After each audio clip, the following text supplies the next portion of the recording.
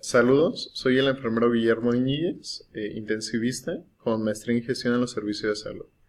El día de ahora vamos a hablar un tema importante llamado transfusión y vamos a comenzar con algunas preguntas para saber qué tanto desconocimiento tenemos o qué tanto conocimiento tenemos sobre las transfusiones. La primera es, ¿conocemos los factores de riesgos en una transfusión de hemocomponente? ¿Qué factores de riesgos tenemos? ¿Cómo sabemos los factores de riesgo de una transfusión que tenga un paciente, ¿no? La siguiente es, ¿sabes cuánto tiempo puede estar la sangre fuera de refrigeración?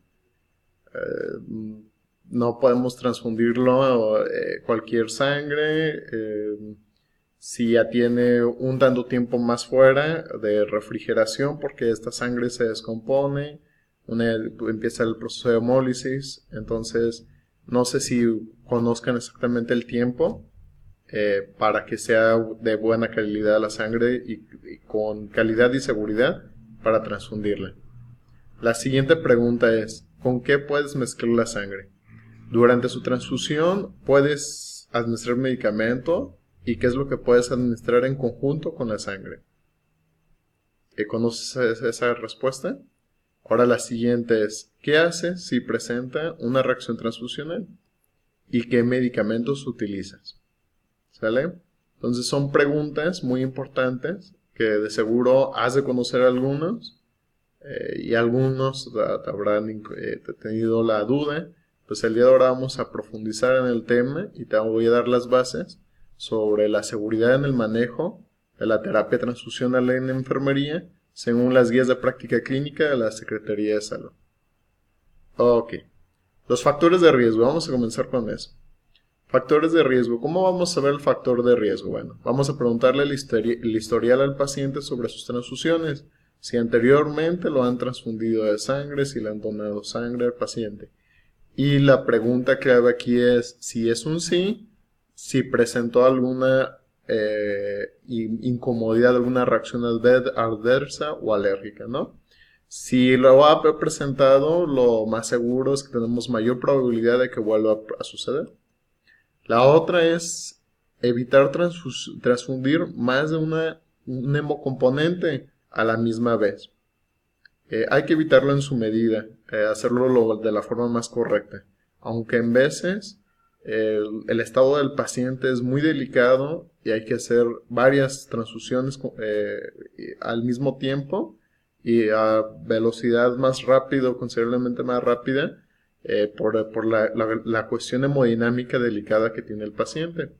Pero en su mayoría, para hacer una transfusión segura, hay que hacerlo hemocomponente por hemocomponente con una separación. Ok. Antes de la transfusión, ¿qué va a hacer el personal de enfermería antes de la transfusión?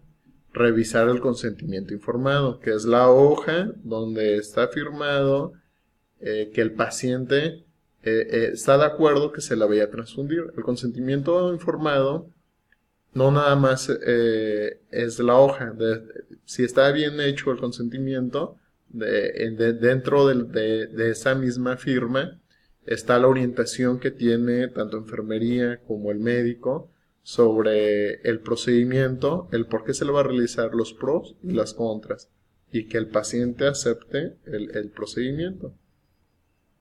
Tenemos que enfermería, antes de transfundir, tiene que identificar la compatibilidad de grupos.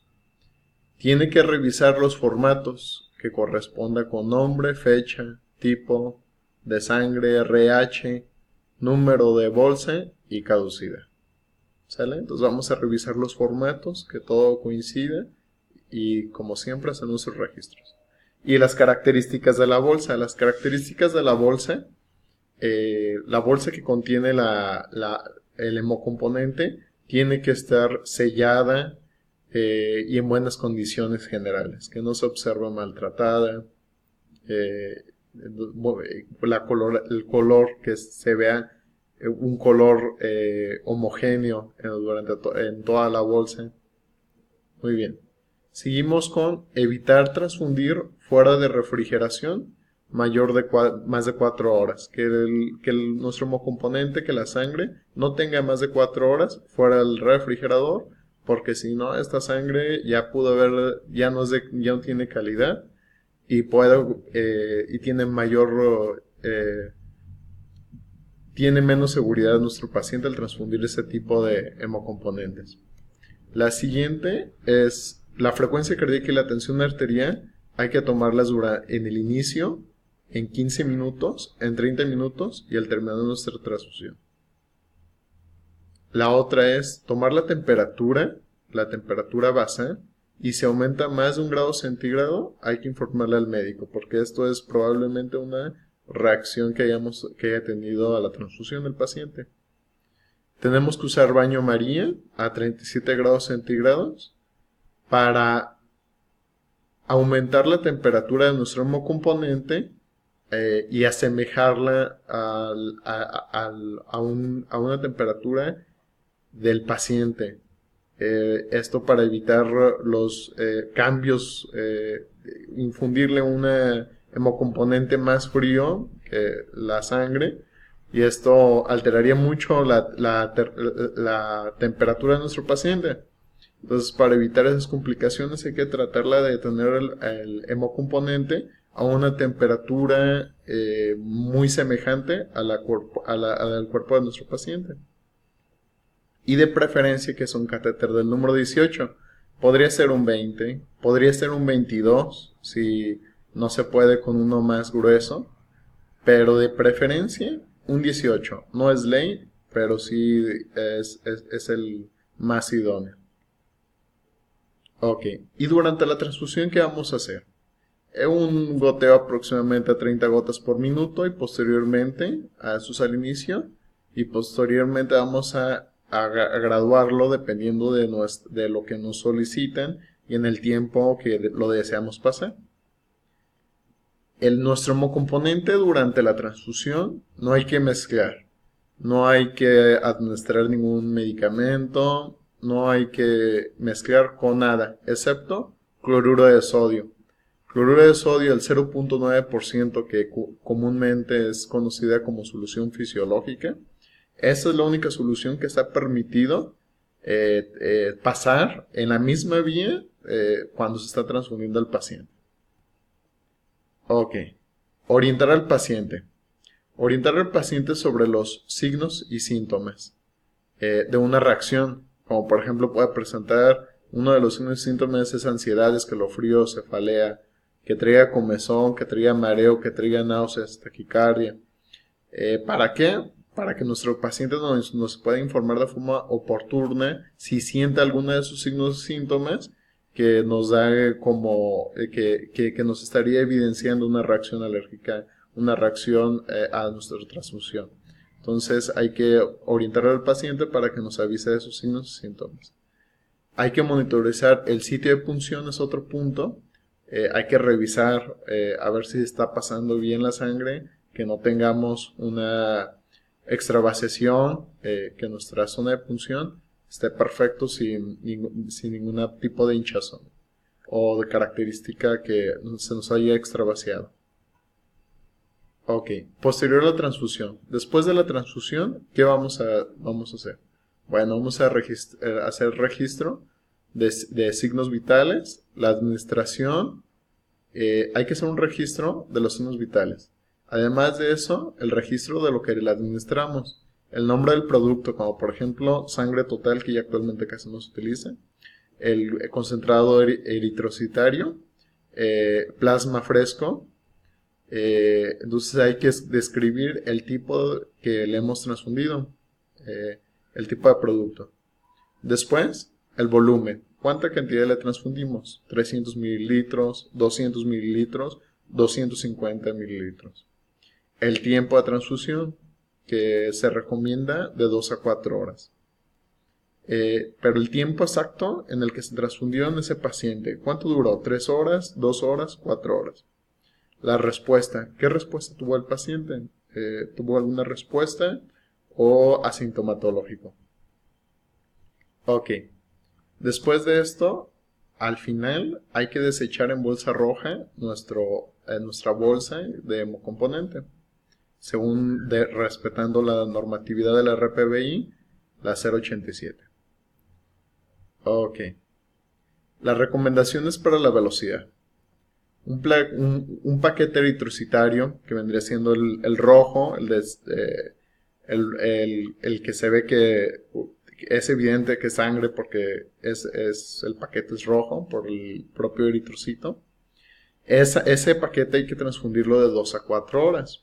O igual también el de sangre total, estos rojos, son de 2 a 4 horas. Un mínimo de 2, un máximo de 4 horas. Este rango está perfecto en la transfusión. Que no dure más de 4 horas transfundiendo ni que sea menor a 2. El plasma o concentrado de plaquetas, estos hemocomponentes que son transparentes porque están libres de eritrocitos, están completamente transparentes, nada más tiene el plasma o plaquetas. Estos vamos a transfundirlo de 10 a 30 minutos. Este tipo de hemoderivados se pasan rápido, sin problemas. De 10 a 30 minutos. Las reacciones durante la transfusión. Bueno, hay dos tipos de reacciones. Tenemos inmediata y la tardía. En la inmediata encontramos la alergia, un sarpullido, y la anafiláctica, donde ya tenemos una reacción más que compromete más la vida de nuestro paciente, no puede respirar nuestro paciente, baja depresión arterial. Entonces son cosas que nos tienen que activar como servidores de la salud. Tenemos que rápida una administración de medicamentos. Y una tardía, podemos tener una reacción tardía como por ejemplo una infección. Que el personal, el enfermero no haya hecho una transfusión tan limpia, tan adecuada como debe de ser, y hayamos contaminado la zona y tener una infección que podría ser una infección sistémica o una infección en la zona de punción local. Ok, las intervenciones de enfermería ante la reacción de una transfusión.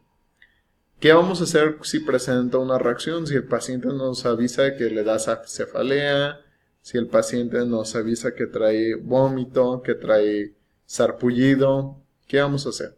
Primero, suspender. Vamos a cerrar la transfusión, vamos a interrumpir la transfusión. Segundo, llevar la bolsa a banco de sangre. ¿Para qué? Para reportar el evento y que la analicen.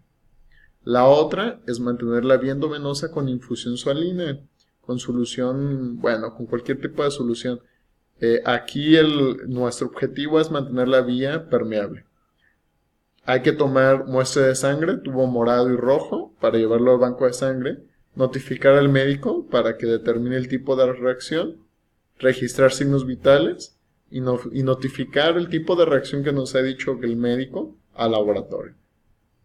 Para revisar el evento adverso, la causa raíz y bueno, darle seguimiento al laboratorio, ¿verdad? Medicamento durante una reacción transfusional. Ser indicado por el médico y si no se encuentra el médico, enfermería. Y puedes usar antipiréticos si el paciente presenta fiebre por la reacción, que es algo común, como por ejemplo el paracetamol. Pues ya revisas el PLM, las guías, que ya sabemos que son de 500 miligramos a 1 gramo de paracetamol se puede usar para la fiebre. Y en cuestiones de una reacción alérgica podemos usar la difenimedrina, la hidrocortisona o la adrenalina. Las dos primeras se pueden utilizar una reacción leve, moderada, alérgica, y la adrenalina únicamente en casos donde nuestro paciente tenga la vida comprometida. Sería en media ámpula subcutánea. Ok, las preguntas.